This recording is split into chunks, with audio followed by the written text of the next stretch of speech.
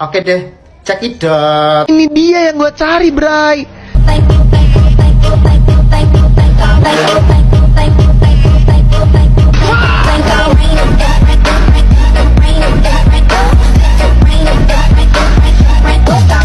Let's go. Assalamualaikum warahmatullahi wabarakatuh.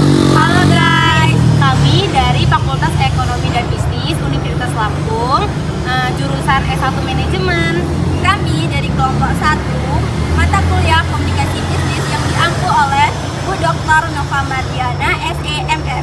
Kami di sini akan menyampaikan materi terkait komunikasi bisnis di era digital dan profesionalisme, tim meeting dan lain-lain.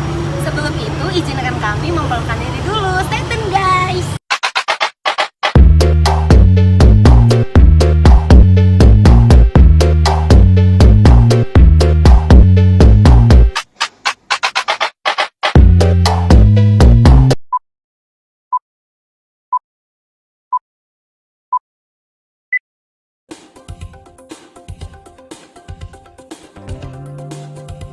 Tujuan pembelajaran kita hari ini adalah yang pertama, memahami apa itu komunikasi. Yang kedua, menjelaskan bagaimana keterampilan komunikasi dan keterampilan menulis sangat penting di tempat kerja. Yang ketiga, memahami pentingnya keterampilan berpikir kritis. Dan yang keempat, mengetahui bentuk komunikasi organisasi yang efektif. Apa itu komunikasi? Komunikasi adalah suatu aktivitas penyampaian informasi, baik itu pesan, ide, dan gagasan, dari satu pihak ke pihak lainnya yang dilakukan secara langsung maupun tidak langsung. Proses komunikasi. Jadi, proses komunikasi ini terdiri dari 6 tahap. Yang pertama, pengirim mempunyai suatu ide atau gagasan, yang dimana ide atau gagasan ini akan disampaikan. Lalu, pengirim mengubah ide tersebut menjadi suatu pesan. Mungkin bisa dalam hal yang abstrak dalam pikiran lalu diubah ke dalam bentuk kata-kata. Bisa juga mengenai hal dengan memperhatikan subjek, maksud atau tujuan, audiens, latar belakang budaya, dan sebagainya. Lalu selanjutnya, pengirim menyampaikan pesan tersebut. Dalam memilih saluran komunikasi, perlu diperhatikan jenis dan sifat pesan yang akan disampaikan. Tahap selanjutnya yaitu adalah menerima suatu pesan. Suatu pesan yang disampaikan harus dapat dimengerti dan tersimpan di dalam pikiran penerima. Lalu, tahap selanjutnya yaitu adalah penerima menaksirkan pesan. Pesan yang diterima kemudian ditafsirkan oleh penerima pesan. Ia mencoba menafsirkan pesan dengan cara menangkap isi pesan, dengan cara menerjemahkan isi pesan sesuai yang diinginkan pemberi pesan. Tahap yang terakhir adalah penerima memberi tanggapan dan umpan balik ke pengirim. Now, sir, what can I do you for, sir? I want a mouse. Mouse? Mouse? What do you think this is, a pet shop? Chocolate mouse. Chocolate mouse? Chocolate mouse. Oh, chocolate mouse. You want a chocolate mouse? No, chocolate mouse. Yes, Chocolate mouse. No, we say chocolate mouse. No, we haven't got chocolate mice here. You have to go sweet shop on it. No, not mice. Mouse. Mice, my friend, is the plural of mouse, you see. Chocolate mouse. Chocolate mouse, that. Oh, that is chocolate mousse. Chocolate mousse, you mean, is it? Chocolate mousse? Chocolate mouse. No, that's called chocolate mousse. Chocolate mouse. Yeah, so, well, you could call it that. Well, I mean, you can call it what you like, can't you, really? Yes, one chocolate mouse. Yeah, Betty.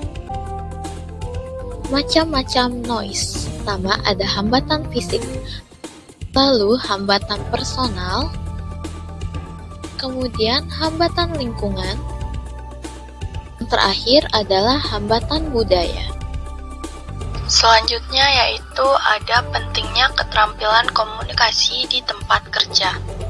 Survei pemberi kerja secara konsisten menunjukkan bahwa keterampilan komunikasi yang kuat sangat penting untuk pendapatan kerja yang efektif, kinerja kerja, kemajuan karir, dan kesuksesan organisasi. Dalam membuat keputusan perekrutan, pemberi kerja sering menempatkan keterampilan komunikasi di antara kompetensi yang paling diinginkan. Pentingnya keterampilan menulis di tempat kerja. Menulis lebih penting dari sebelumnya, karena media online membutuhkan lebih banyak, bukan lebih sedikit. Sebuah jejak pendapat penting oleh Hart Research Associates mendukung pandangan ini.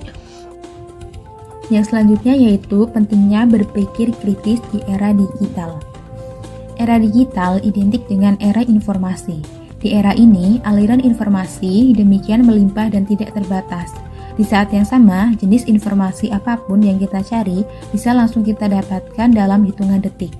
Problemnya adalah tidak semua informasi benar. Oleh sebab itu, pentingnya kita berpikir kritis. Apa aja sih bentuk-bentuk komunikasi organisasi itu? Yang pertama ada komunikasi berbasis kertas.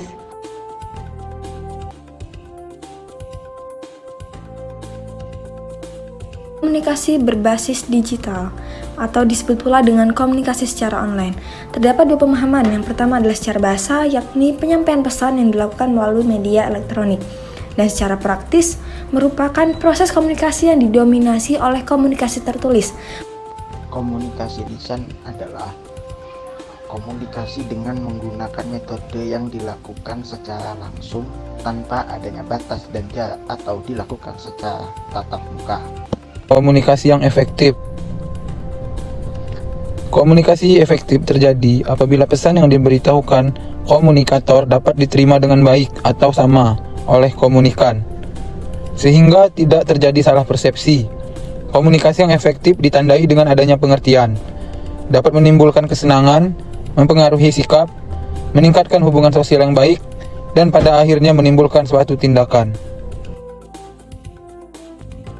Kesimpulannya, komunikasi adalah proses pertukaran informasi atau ide yang dilakukan oleh komunikator dan komunikan. Namun, pesan yang dikirimkan komunikator bisa saja tidak ditangkap dengan baik oleh komunikan. Hal ini disebab noise. Komunikasi yang efektif terjadi apabila komunikan dapat menangkap dengan baik pesan yang dikirimkan oleh komunikator.